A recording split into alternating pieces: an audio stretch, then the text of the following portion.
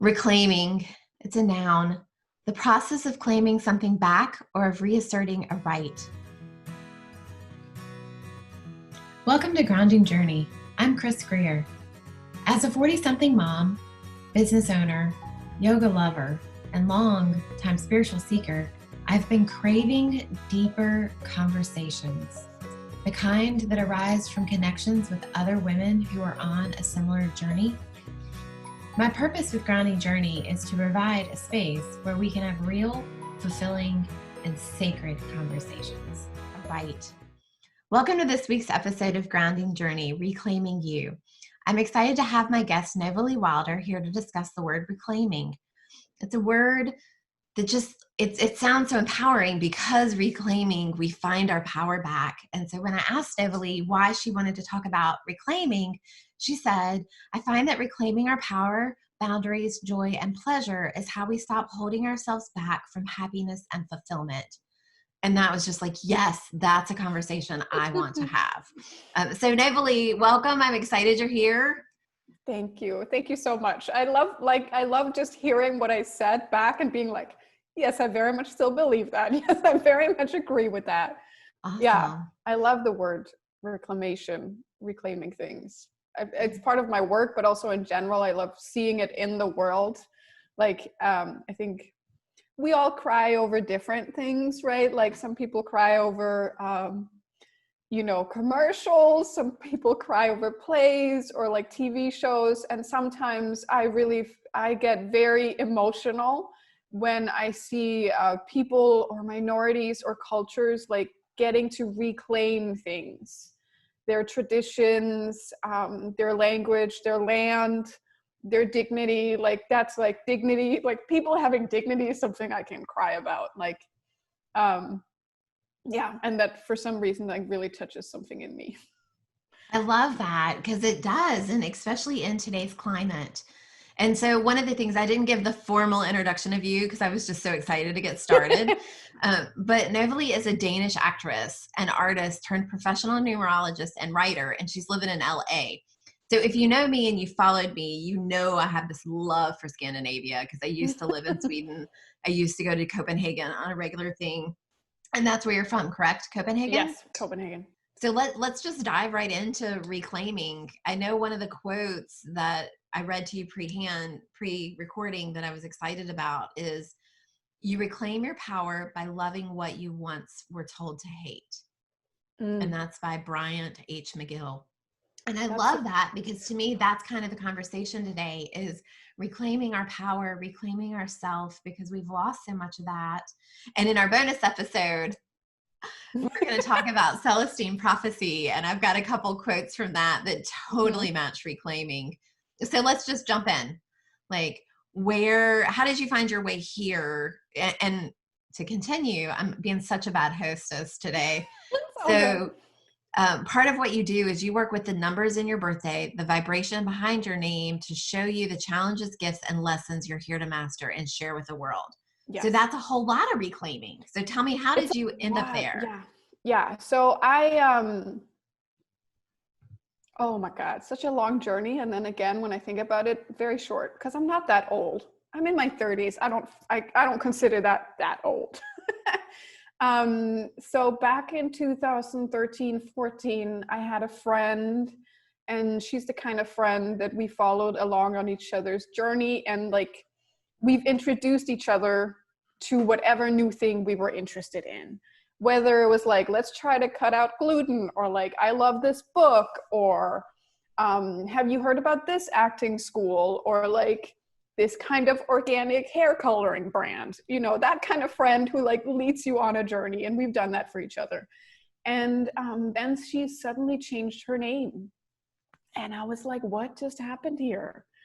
Why and how? And then after that name change, a lot of things started to click for her and change and release. And I think there was also some reclamation going on for sure. And I was like, this is so interesting. I know nothing about numerology and name change, but I'm very much a like go big or go home kind of person. So I was like, okay, well, you know what? I was living in New York at the time. I was like, why not just try it? You know, if the numerologist can't say anything accurate, then, you know, it doesn't work. But they could. It was like a very mind-blowing session, which you read the energies in my birthday and in my current name at that time. And she was very spot on. She was like, well, we can change this. We can support you in a different way with a different kind of name. And I was like, well, let's just try it. And if it doesn't work, I can always change it back. You know, it's a little teenage, like a little like, yeah, I'll just try it. Like, I'll just jump. I'll just try it. That's awesome. So I changed. Yeah. Well, I think like sometimes when you do it, you don't consider it as a big thing. But then when you see other people do it, you're like, oh my God, that's so huge. There are lots of things that I would never do or I'd be really scared to do. But moving to a different country, changing my name, like certain things I'm like, yeah, you know, it's going to be okay. I can always change my mind later. So a lot of things shifted in my life on like the physical plane, in my actual life, things that people could see. But the internal shifts were like the biggest, definitely after my name change. And I was just like fascinated. I've never been fascinated by anything but acting, actually, in most of my life. Acting in like the arts, creativity, mastery of like different skills in that realm. And then I was just like, this is insane. This spiritual tool is insane. I need to know how and why and what it works, like why it works. So I studied it. And I'm still studying it. Like, you know, now I'm a professional numerologist and I help people change their name and I do sessions and help people reclaim who they are and like understand like karmic connections and stuff like that. But I'm also still studying it because I feel like any field that's worthy of like real study and real focus is something you can keep diving into. At least for me, I'm like, it never ends. If you're really interested, it never ends. You'll never fully master it. You'll always just like go deeper with it. So that's my journey with it. And one of the things that I do in my work is very much allowing people to see themselves.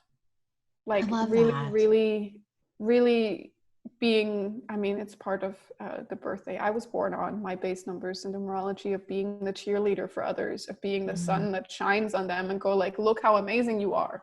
I mean, just look at you. And that's part of the journey for people, is like recognizing that a lot of the stuff that they have been shamed for or called out for or felt different for or felt wrong for is actually some of their superpowers.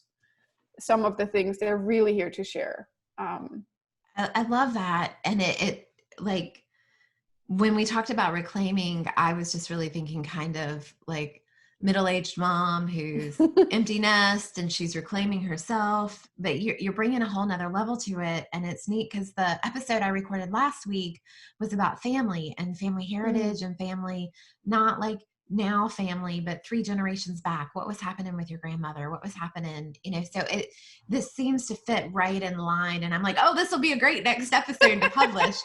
But let's talk about name for a second, because I know that I have seen that you said that, but we haven't really dived into that. And like for my mother, it was just funny because in the family episode, there was a lot of conversation about my mother, and I'm afraid she's going to listen to all these episodes now. And so my mom was raised in a not pleasant home life. She did an amazing job to raise me. And I think I was maybe 5 or 6, and she changed her name. But changing her name for her was part of being somebody different, leaving the past in the past and becoming who she is. And so what I get from you though, like, tell me a little bit more about the name change process. Is it you're connecting to a past life? You're connecting to something new? Like, how did you pick Novalee? There are 2 things in this. As a numerologist, I pick the vibration. Okay. Behind a name, and many names can have the same vibration. It's behind every letter is a number, and then I add up the numbers to find the vibration behind that name. So when I look at people, I look at the numbers in their names and their numeroscope. And their numeroscope is kind of like a horoscope, but it's created by the name, which means that when we change our name for any reason, we mess a little bit with our numeroscope. And usually when we do that, we intensify some of the energies going on there, unless we are mindful, unless we work with a numerologist or like other people where we focus on releasing some of the unsupportive energies.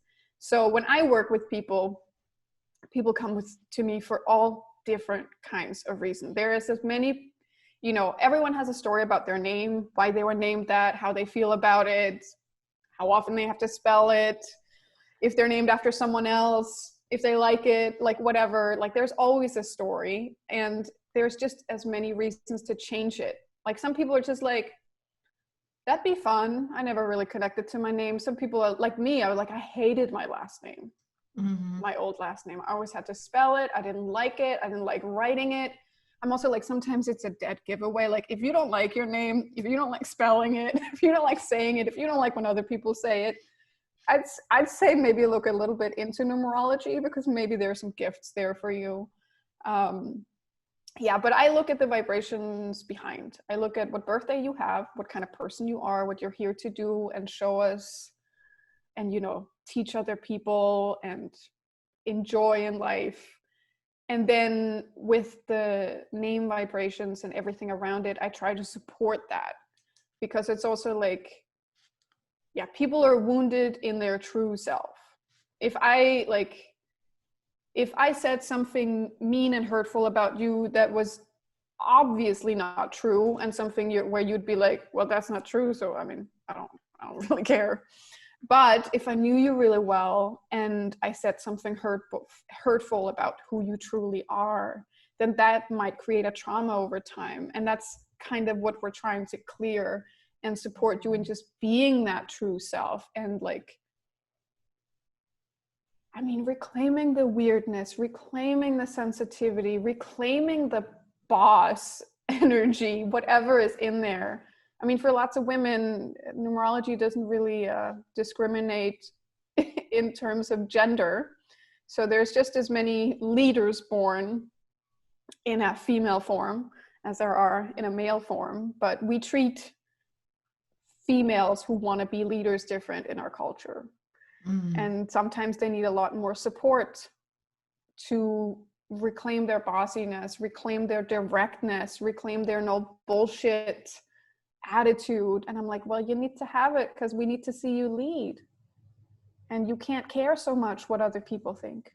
You just can't. If you want to lead us, then you can't turn around and go like, is this okay? You okay with this direction? Are you okay? No, we need you to say, I'm going this way. You better come with me. Yeah. I love that, you know, and especially because now this won't air till like early December, but we're recording on election day. Yeah. So, you know, it's very relevant. And, you know, one of the things that my dad always taught me before I was able to vote is that if you don't know the office and it's a man against a woman, vote for the woman, because she needs your support. And not that I'm saying you should vote that way all elections, but it was just in that whole leadership of female and what we are reclaiming as a generation, as a society, as a culture right now. So reclaiming goes so much deeper than just reclaiming oneself, but reclaiming, if we all kind of band together and reclaim ourselves, I believe that we're able to reclaim ourselves as a generation, because you create that shift in the energy for everybody. Yeah, and we also just stop pretending that we're something we're not. And it gets a lot easier to go like, yes, I like who you are and what you stand for. Going with that, and then not having to pretend or play a role or mask ourselves, which is also like a rampant thing. Sometimes I feel like for certain fields, I'm like, just be an actor. You're definitely acting in your role already, but it's not needed. And in the end, people are going to feel deceived, because that's what we do. Let's talk about that for a second, because I'm 45. Well, I'll be 45 this year, next birthday. My son's 20. He is shifting into an adult. I'm shifting into empty nest. And one of the things that I was working with my coach, and I think that a lot of listeners, because when you first say stop playing a role, like I loved being a mom. Like I loved being room mom. I loved being a devoted wife. I loved all those things. those were also a part of a role that I was playing. And now I'm playing me. And maybe playing that role was being me, but I want to kind of touch on that, because I know when my coach first said that to me, it triggered me all sorts of stuff about like, what do you mean I've been playing a role? Like, I really loved that part of my life. Yeah. Could not change it. So, but now that I'm stepping into like giving my son space to be him, and I get to reclaim me as me, I'm not a mom. I'm not just a loving wife. I'm me. That's where I feel like many of our listeners will be in reclaiming themselves. Is that was a great part of my life. I'm evolving out of that. So it's not necessarily that I did play a role. It's just that was a part of my life. And now coming into the steps of this next phase of my life. Yeah, I'm definitely not talking about playing in a role in terms of going from one phase of life to the next phase of life. I am more saying that this is one of the things that I see in my work, is that sometimes people who feel this energy early on are often drawn to the arts, because putting on something or channeling something or playing a role or trying on a style or trying on a costume or whatever is what the arts are for. Like, it is a creative outlet. Sometimes when I see these people and they have the same energies, it might be in their names, it might be somewhere else in their numeroscope, and I see them in public office or on TV, and people are like, oh, there's something about this person I don't like. And I'm like, yeah, the thing you don't like is that they are using something that should be on stage in something that should be more neutral, like public office or whatever. And Absolutely. On stage, we love that like magic. But off stage, often it triggers us and we go like, there's something about this person I don't like. I can't really read them. I feel like they're either wishy-washy or opportunistic, or yeah, we just react a little different. I think the like animal in us react to when we don't know what's going on. And when we don't know what's going on, we just perceive the person as a threat. And it's hard to hear what they say or see what they do. And we might default to like, yeah, gender stereotypes or other things like that. Absolutely. There's definitely times because, there are people that I can think of that I'm like, oh, they were just, playing that role at work or playing, because when I was in sales, I definitely played a role in sales at my job because that's how I made money. So there are definitely times too that we play that, or as you mentioned, public officials, you just know that you feel the inauthenticity. And they're also taught that, like, I mean, it's also sometimes when we're like, I just want people to be authentic. And I'm like, well, we have not always created a society where you win by being authentic. Or, I mean, also like, right now we don't have to talk about that, but like cancel culture. People do something wrong or did something wrong 10 years ago. They like really apologized for it. And we're like, you're still canceled. And I'm like, no, we also have to allow people to make mistakes and make amends. Absolutely. Yeah, we can't just cancel everyone. Well, and that's part of, to move it back to reclaiming and being authentic, to be authentic, because that's definitely a word that just stirs some stuff inside of me. Being authentic is allowing the grace for yourself and allowing the grace for others. And that's vital in reclaiming your power, because when we say, at least for me, when I say reclaiming my power, it doesn't mean that I have to go make a big stand or make a big scene of anything. For me, reclaiming my power is being able to say to my husband, I don't want to cook dinner anymore because I hate it and it's something I had to do. Like, I want you to cook dinner. I'll do laundry. Like, to me, yeah. reclaiming your power can be that little. Yeah. And also just the joy of it, reclaiming your joy. I had that with my husband where I was like, okay, now I need a schedule. Before I was fine, just like sometimes making dinner and sometimes you make dinner. But you know what? I'd really like to look at a schedule for a while and be like, it's not my time to make dinner today. Yay. And plan around that. Or like with other things, it's like, because as a woman, we can't, like the emotional labor of planning and running a house, even a small house, even with few people, even whatever, we are, no matter where we live in the world, brought up to take the lion's share and do that part. So if we don't delegate, if we don't authentically go like, you know what, I love doing laundry and I hate doing the dishes, and you know what, it brings me a lot of joy if you always did the dishes and I always did the laundry. You know, like, it's such a minor thing, but sometimes it's just like authentically saying like, I hate this part, can you do this part please, or is there any way we can get someone else to do this part? You know, like, I am planning for that when my business gets even bigger. I'm like, I am hiring a cleaner, because that is not my zone of genius or utmost joy. I can tidy. I love the conversation because, like, to me, this is just confirmation right now, because so far you brought up joy, which was a podcast 2 podcasts ago. And joy is a big word for me. So reclaiming ourselves so that you can find the joy, because there's definitely been a time for me that I was going through the motions, I was going through the actions, I was doing what I was supposed to be doing, and I was providing for my family, and everybody was happy, but we weren't joyous about it. You know, so talking about reclaiming your joy, I love that. Yeah, and also, I mean, I feel like generally, like, sometimes we are in such a stuck place that we need like a major shift to change.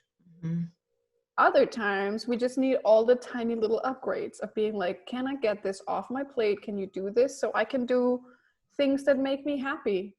Or like, I mean, really saying, I feel so loved when you bring home flowers, or I feel so loved when you give me a compliment a day. And like, whatever it is, like, being very direct and like, these are the things I need off my plate, they're minor. And these are the things I want on my plate, and they're actually still minor. And then like, the quality of life and our joy and our feeling of being appreciated and loved and cared for, you know, love languages, they're just so helpful. Well, and I think part of that is reclaiming our voice, because so long I know for me, throat chakra work has been heavy the last couple of months, and I am recovering from a cold right now. So I sound a little raspy on this recording. I don't know if it sounds like Phoebe from Friends sexy raspy, or just like fingernails scratching on a board. In between. Yeah. I've got my cup of tea to kind of keep it soothed. But you know, so often, at least in my experience growing up, it was kind of the like, I was the younger kid. My brother was a lot of trouble. So I stayed quiet because nobody told me I had to stay quiet, but I told myself, if I just kind of stay under the radar, it's easier for mom and dad. I don't want to create a rustle, you know? And so for me, speaking up, even to my husband, to say, I don't want to cook dinner anymore, like, it was uncomfortable, because that previous thinking that, again, I told myself was, well, just, it's easier if you just don't say it. Like, just do what you need to and make it easier. So reclaiming my voice by being able to say to him, I don't want to do dinner. Like, I don't want to sweep the house because it bothers my allergies, and I don't want to do dinner, and those are your job, you know? So we find that trying to there's so many things to reclaim to become ourselves again. Yeah. And also we find often in reclamation, if we are around good people, that they are so happy to help us. They're like, oh, this would make you happy, this would make you feel loved, okay, well, let me do that for you. I mean, sometimes when people are like, I would when women complain about their husbands, when husbands complain about their wives, when people in general just complain about their partner, sometimes I think, have you said what you just said to me, to them? Have you said, I really hate this thing, I wish this is my solution, or like, this is what I wish could happen, and then had the conversation about like, how can we make this happen? Because I mean, I've had that, like, we all have like little weird things. Like, my husband does piles, he's a piler, he likes piles, that's totally okay. I just, you know, I have a maximum of piling I can take. When we reach, you know, 3 or 4 piles in the same room, I start getting annoyed, and I don't want to touch them. I don't want to be anyone's mom. So I've just told him, and then he removes the piles. And it's fine, you know, instead of me going around being like slowly imploding inside with resentment and, you know, slamming the cabinet doors in the kitchen and like thinking that people could just read my mind, instead of just being like, I can't deal with the piles. You got to deal with the piles, or they got to be confined to some room or some desk or whatever. And I don't want to be in charge of it. Yeah. Well, and one of the things that I keep thinking about is if you don't know how to reclaim your voice and you don't always know what, Start small. yeah, and you know, one of the things I did this in my very first episode, we talked about balance. And the guest who was on was a really good friend of mine. She'd never heard of a hell yes and hell no list. And so I was like, oh my gosh, you have to create your hell yes and your hell no list, because that's the one thing for me that helped me finally. It's like you said, have you said what you're saying to me, to somebody, to the person you feel it about? Like, if you don't know, creating that hell no and hell yes list helps you know what matters, what doesn't matter. And, you know, raising a now 20-year-old son, there were a lot of pick your battles. Like, did it matter that he was doing this so that later when I said something about that, he heard me? And that's one of the things I think with the hell yes, hell no list is you pick your battles. You pick what really makes you crazy that you got to talk about. And you pick the stuff that you're like flowers. That's something special, you know? And so we'll post a link to one in our blog, because I have one already made, but it's one of those things that helping you reclaim is knowing your hell no and your hell yes list. Because if you don't know, you can't reclaim anything. If you're just frustrated all the time. Yeah. And also like reclaiming your voice, like listen to yourself complaining, especially if you're a little oblivious. I know that for myself, especially like a couple of years ago, I would have people that I would only call when I was kind of in a bad mood. And all we would do was like bitch about stuff. And, you know, I would keep like, words really do have power. If we complain about someone or something day in, day out, month in, like year in, year out, and we don't pay attention to the fact that we could just go tell the person or deal with the problem and take that complaint off our list. I mean, we have a saying in Scandinavia, there's no bad weather, there's just the wrong clothes. I love that. And it's, I mean, because one of the things that people always complain about in Scandinavia, because it's like very Northern Europe, lots of gray days, lots of rain, but lots of like not even real snow. Yeah. You know? So people complain about the weather all the time. But in reality, you know, you can just put on some different clothes and it's okay. Yes. And that's the thing with complaining. And I mean, like your hell yes or hell no list, like it's no surprise your life turns out a certain way and you keep certain problems in your life if you keep them there by talking about them like they are unsolvable or unmovable. Or also talking about like the people in your life, talk about them like they can't change. Of course they can, you know, if they want to. Or like, of course they want to help you if you ask them. I think very few people are on the level of narcissism where they don't give a damn about someone else. Like most people I've talked to where I've had a problem, they've been like, oh, I'm so happy you told me. I'm going to change that, or I'm going to make that better, or can we buy a robotic vacuum cleaner? I also hate vacuuming. That's so funny, because that's the thing my husband and I this week, I was like, I'm totally getting one of those for Christmas. Like that's what I'm buying. He's not getting a present. I'm not getting a present. That's what we're getting. Black Friday sales, like just get it. Yes. Yeah. Hysterical. I love that there's so many connections of like relatability in the conversation of things that you don't even think. Because as I said, when I came to this call, I was like, oh, we're going to talk about reclaiming our power and ourselves as women and blah, blah, blah. And just having it go to those little things of reclaiming doesn't have to be a big deal. It doesn't have to be this like month sabbatical without anything or anybody. It just has to be finding that joy, reclaiming yourself, reclaiming the things you like and you don't like. Yeah. And it's also, I mean, I often tell people, we can always point to times in our life where things were shit.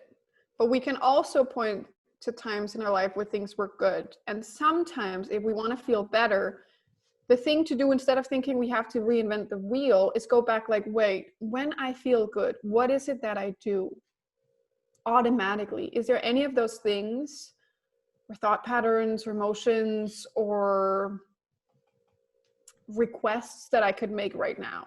For example, I moved to LA because I'm happiest in the summer. And when I lived in Denmark, the summer is 3 months, if that. I was going to say, really? I don't remember it being that long. We call it the summer, right? And there's only, 1 month that's truly warm, still with rain. And I was like, I wonder who I would be if I lived in a place where there was summer almost all year round. Mm-hmm. I wonder who I would be in that spot. And I'm not saying everyone can just move to California, but that was one of the things where I was like, I'd like to try this out and see how much that's going to change my life. Mm-hmm. There are also other things I do, for example, when I'm in love or when I'm happy or I feel confident in my body. And instead of going like, oh, I can't do that now because I'm feeling down, be like, well, what would happen if I did that now? Mm-hmm. What would happen if I acted like I was in love? What would happen? I mean, it also helps your relationships, but like, what would happen if I showed myself the kind of grace that I show myself when I'm in love, or if I treat myself in the way that I did when I was, 20 pounds lighter, or whatever it is, where it's like, nothing is reserved for later. Mm-hmm. You can do it right now. Most of the time you can do it right now.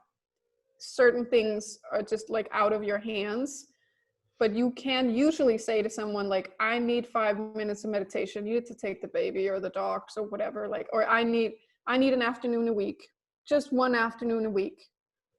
And then I'm going to plan that. There are usually ways of reclaiming your time and your joy and some of the behaviors that make you happy.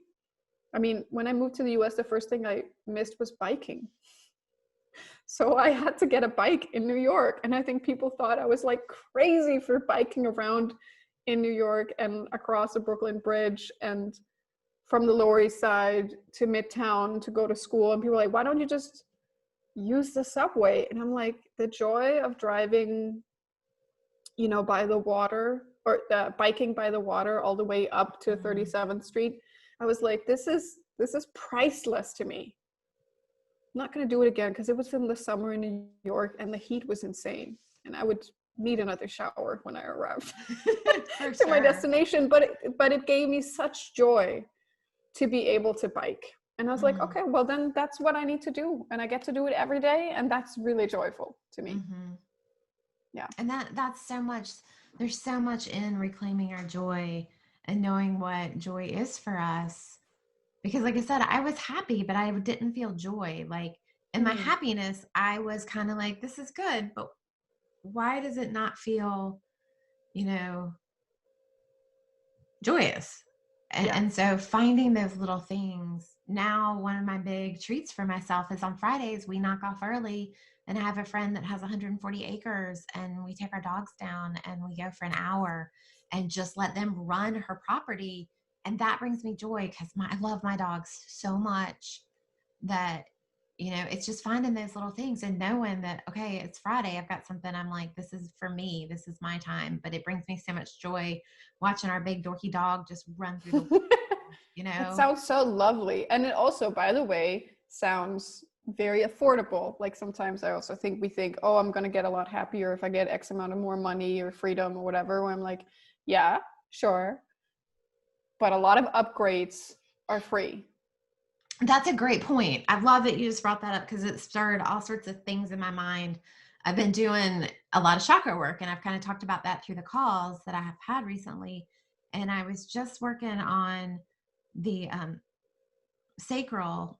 And one of those things that I was reading about is that we so often say, well, when I have that job, when I have the bigger house, when I'm married, like we put all these contingents on when we're going to be happy and when we're going to be joyous, but it's not, because once you find that relationship, once you find that job, once you find that home, it didn't fix what you were feeling the lack of. It just gave you kind of a pacification, like a passy for you. It's about that really reclaiming and knowing it's not that it's the new house that I want. It's the more space so that I can have my own space and I can have my own time.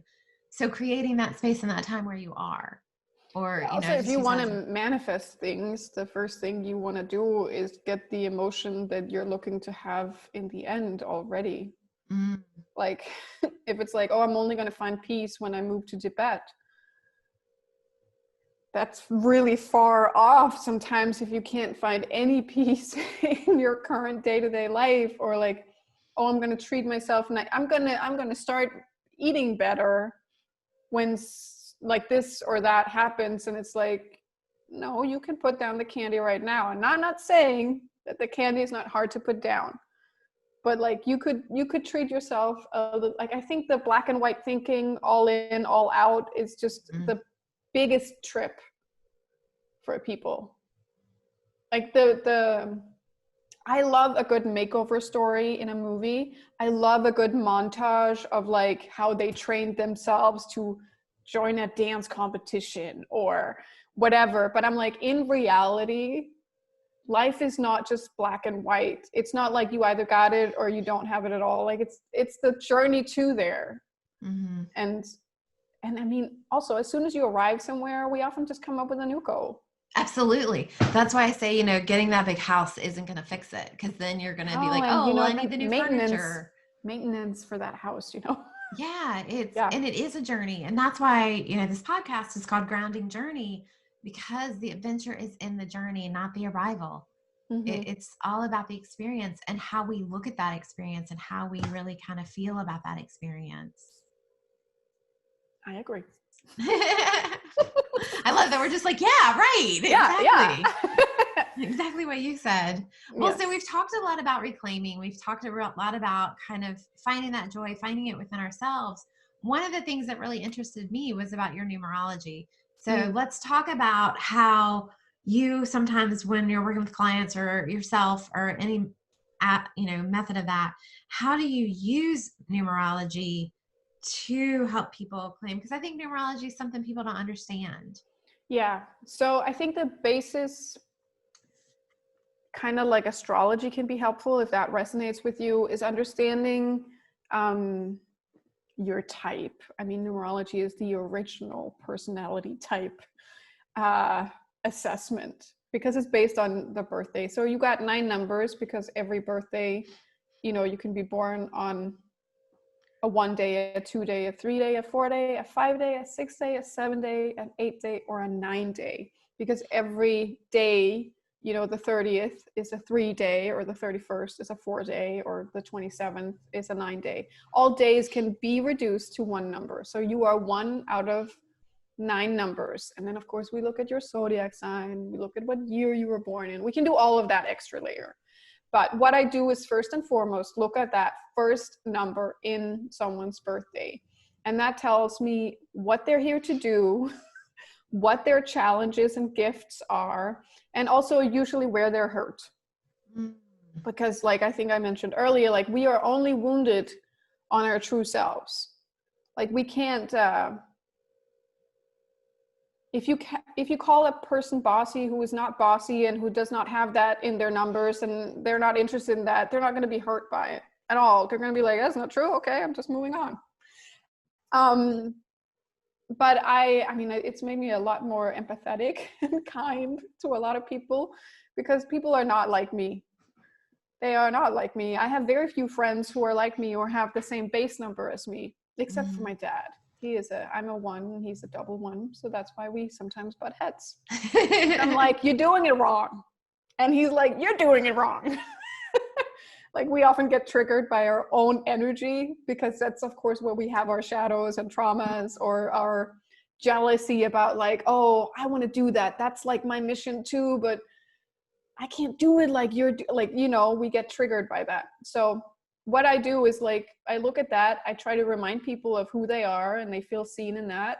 And then we usually talk about what it feels like to be on the low end of that spectrum.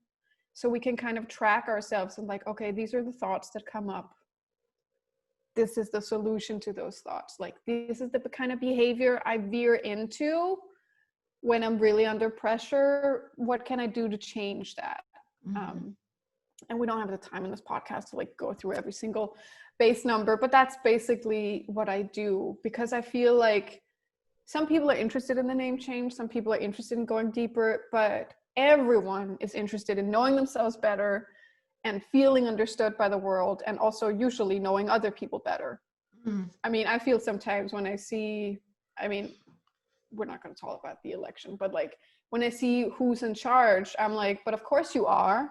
And for other people, I'm like, this is not what you should be doing. I know it's what you're doing, but it's not what you should be doing. This is not where you will truly excel and feel seen and feel joyful and find your calling.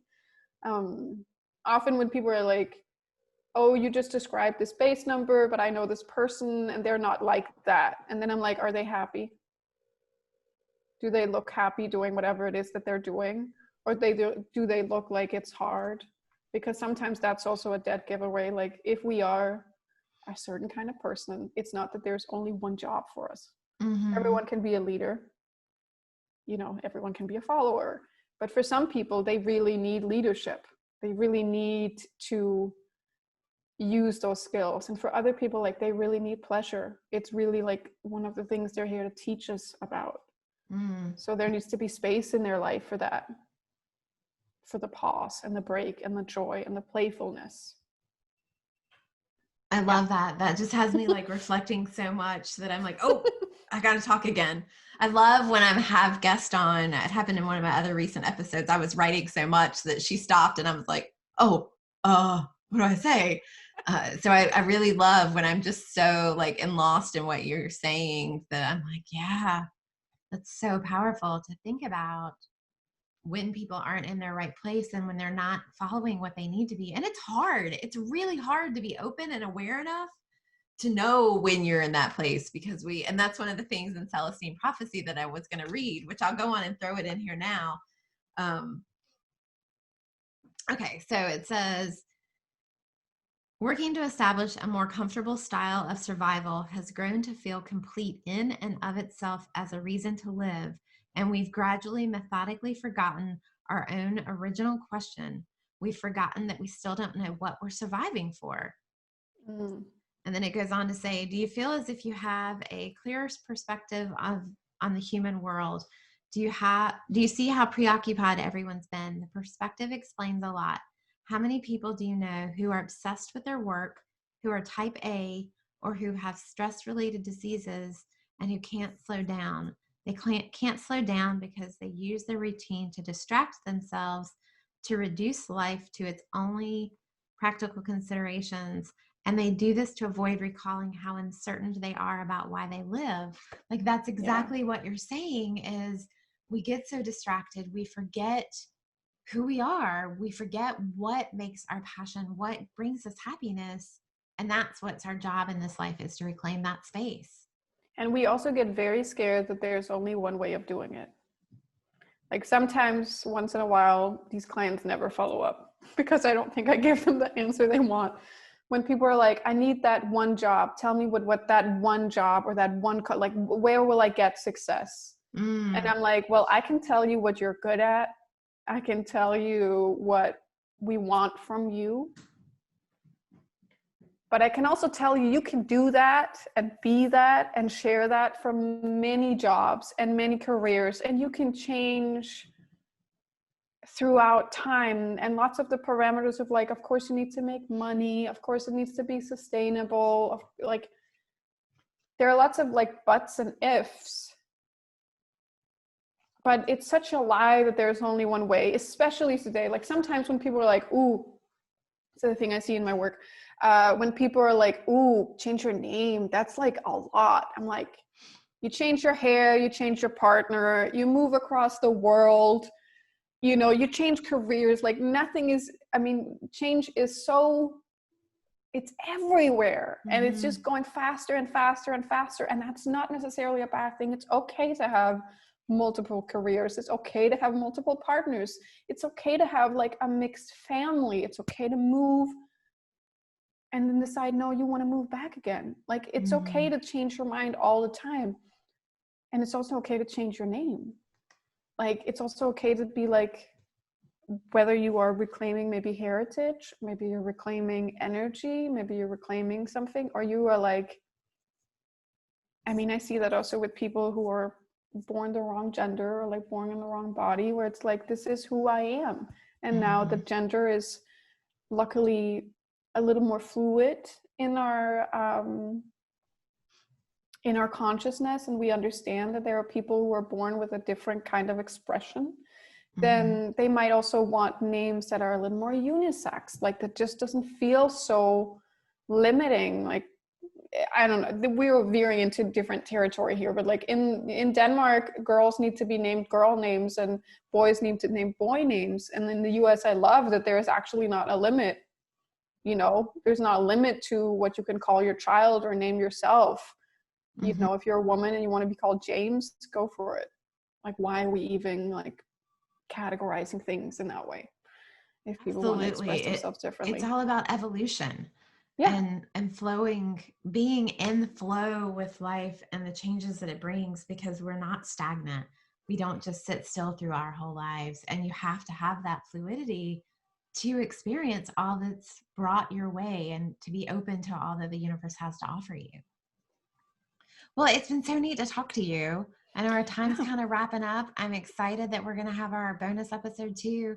So I know that our listeners are going to be interested in connecting with you. So you've got a podcast, and your podcast name is? The Numerology Podcast. That sounds super awesome. So if you're a podcaster anyway, you're going to want to check out the Numerology Podcaster. Well, also on groundingjourneypodcast.com, we'll list all the links to you so people can find your website. Where's the best place? Where do you hang out most? Instagram, Facebook, Twitter? Instagram. I'm Novalee Wilder everywhere. Also on Twitter and whatever, but I am mostly on Instagram. And like, I mean, my website is also just novaleewilder.com. I'm lucky to be, I did not plan this, but like, it seems like no one else has this name. So I'm easy to find in that way. Well, thank you so much for your time. Thank you for being here to discuss reclamation. It's been really great. And I'm sure that our listeners will have gotten something from it. So thank you for being here. Thank you. This was a true pleasure.